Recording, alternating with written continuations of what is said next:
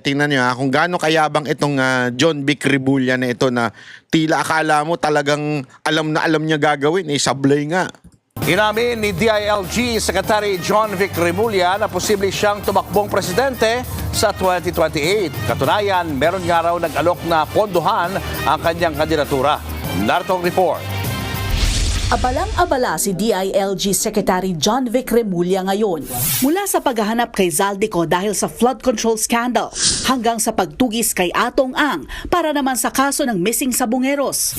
Lumulutang tuloy ang pangalan ni Remulla para sa 2028 elections. Sa programang Storycon ng One News, inamin ni Secretary Remulla na merong 2 kontratistang nag-alok sa kanya ng 1 bilyong piso panggastos daw sa kanyang kampanya kung sakali. Pero meron daw Feeling din talaga nito, no? Talagang inaangat niya yung presyo niya. Parang yung escort na, escort. Sorry naman. Hindi pala escort. Yung babae na tinipan daw siya ng isang senador, di ba? At sabi sa kanya, ang bayad daw sa kanya, 250 ba yun? Maniwala ka. Sabi ko sa inyo, hindi, ako naniniwala ako dun sa binigyan siya ng senador o whatsoever. Pero yung 250,000, kalokohan yun, katarantaduhan yun. Maniwala kayo sa akin, katarantaduhan, hindi magbibigay ng ganun kalaki. Kaya lang niya sinabing ganun kalaki, tinataas lang niya yung presyo niya para pagka nag-PR siya o nagpa-walk siya, mataas ang ikaw yung kinuha ni Senator, di ba? Sisikat siya, di ba? Oo, 250 sa'yo. So, naku, hindi ka papayag ngayon na mas mababa sa 50 ang PR mo, di kaya ang pakangkang mo, di ba? Ako sa tingin ko, yun ang tansya ko Hindi ko sure kung nagpapaganon siya, pero sa tansya ko nagpapataas ng presyo, whatever service that she is giving dun sa mga customer niya, at I do not know. Pero still, parang ganito yung style ni John Vic Remulla may nagbigay sa akin ng may gusto magbigay sa akin ng 1 billion, blah blah blah. Ano to? Para magpataas ka rin ng presyo pag tumakbo kang presidente? Pagkakakitaan mo? Manalo matalo, may ma-take home ka? Style mo, bulok. Sinong gunggong ang magbibigay sa'yo ng ganong kalaki na alam naman nila si VP Sara Duterte ang mananalong presidente? It's pretty, ngayon pa lang, okay? Ngayon pa lang, obvious na, the next president will be VP Sara Duterte. Saan ka nakakita ng politiko na siniraan, araw-araw winawasak ng media, araw-araw binabanatan ng Malacanang, pero anong nangyari? Kabaligtaran, umangat siya, bumaba lahat ng bumabanat sa kanya. Saka makakita ng ganong klaseng politiko o kandidato. So, walang businessman ang tataya sa'yo. Katarantaduhan yan. Walang businessman na magre-risk ng ganong kalaki na alam naman nilang sure win itong isa. Pwede pa, sinusuhulan ka for maybe, I do not know sinusuhulan ka for a favor. Maybe they are asking for favor, pero para suportahan ka sa kandidatura mo, katarantaduhan yan. itong kapalit. How do they make paramdam yung mga ganong may 1 billion patatas? Style kasi lagi niyang they will flatter you. Sabi, pwede kang maging ganito. Baka may plano ka, makakatulong yung grupon to, may nakahanda daw ng ganyan Sus! Pero kailangan rin nila ng tulong. Yung ganon, yung pataplis, di ba? Yung ganyan, Sekretary, gumagamit ka din ba? Ako nagtatanong lang seryoso. Gumagamit ka rin ba? Bakit nag-i-illusion ka? Yung mga ganyang illusion mong hallucination ba yan?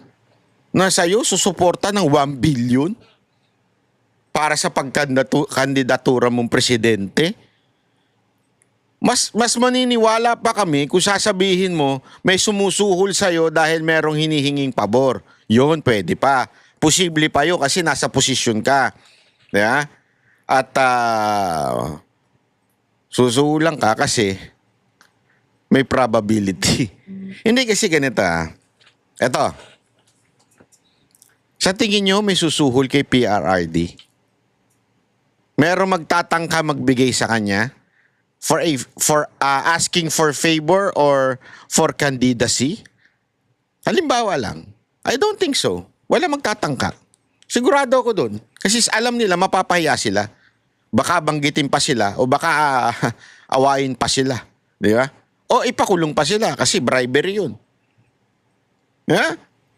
O baka kaya mo lang sinasabi na yung 1 billion ay para sa candidacy mo ay para hindi namin sabihin na ba't di mo kinulong yun? Kasi bribery yun. So ibig sabihin, para bagang sinasabi mo, hindi bribery 1 billion. Pang-suporta yun sa kandidatura mo. But in reality, maybe, I do not know, maybe, yan ay bribery for something. Sino nga ba yung ano? Kumikita ng 1 billion a day?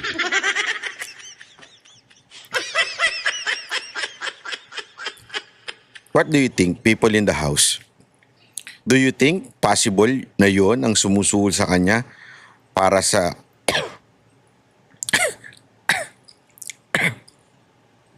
tuloy natin muna to. Veterano na tayo, alam na natin ibig sabihin. Diba? Iwas ka na lang kaysa mapahama ka. Hindi raw siya nasilaw sa 1 bilyong piso, bagamat hindi tinanggi ni Remulla ang balak niyang kumandidato. Pero may balak kayo tumakbo, sir.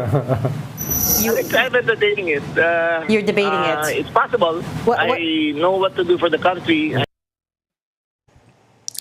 Kaya ako inubos sa'yo. I know what to do for the country. Seriously? If you know what to do in the country, ba't hindi mo gawin ngayon? Diba? Tingnan mo yung crime rate natin, grabe. Ito nga lang binigay ko example eh. Rocket, propeller, naman tawag doon, grenade, ang ginamit pang ambush.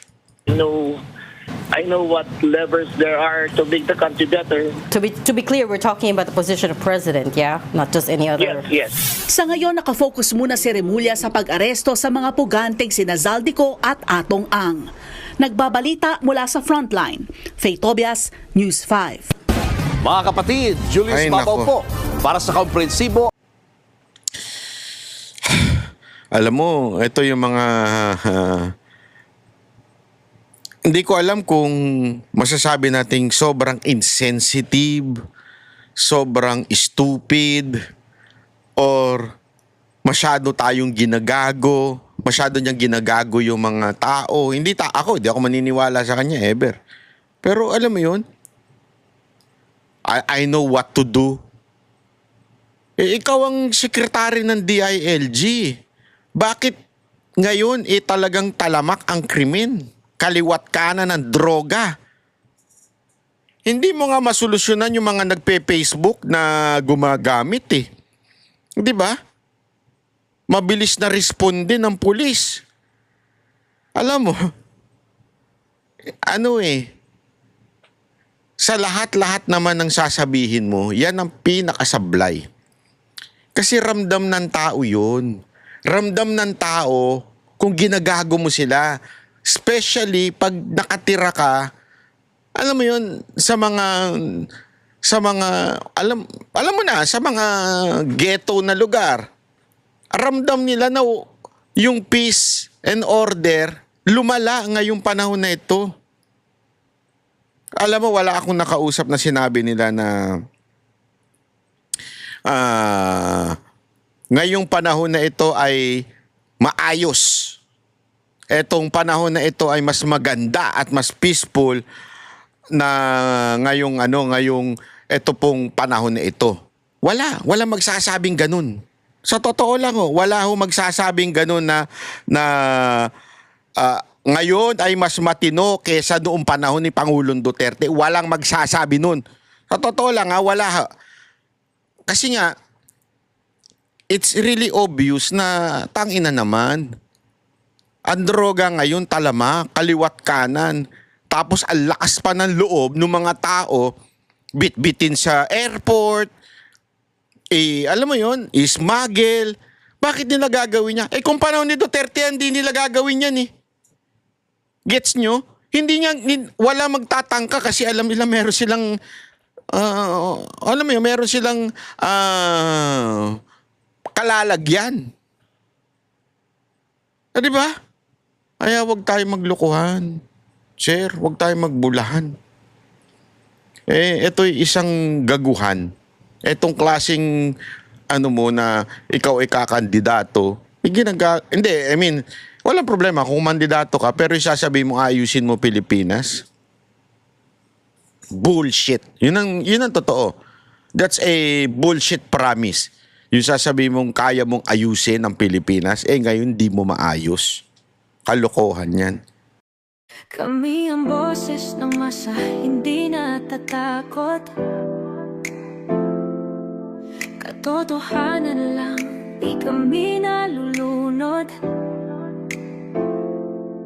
Walang bahid ng sismis, lahat ay totoo.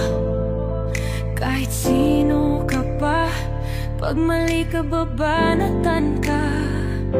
Walang pinipili kulay, wala kaming kinikilingan. Basta para sa bayan, kami lalaban.